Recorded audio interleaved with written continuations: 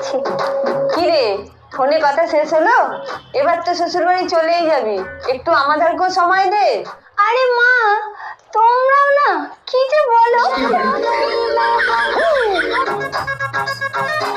বাবা, সূর্য কোন দিকে উঠেছে? তুই সকাল সকাল চান করে ফেলেছিস? আসলে ওদের বাড়িতে সবাই সকাল সকাল উঠে স্নান টান করে গেল তো, তাই আমিও। শ্বশুর বাড়ি যাওয়ার জন্য খুব তাড়া না? কি রে, তুই রান্না করছিস? হ্যাঁ মা, আজকে আমি সকাল সকাল উঠে সব রান্না করে ফেলেছি। আজকে তোমার পুরো রেস্ট। তোর গরম হয়ে বলে তুই তো ঢুকতেও চাস না, আজকে তোর কি হলো?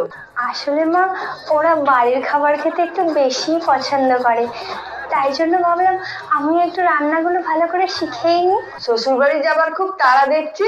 আরে মা, হ্যাঁ মা, হ্যাঁ বাড়িতে জানিয়ে দেবো। হ্যাঁ মা।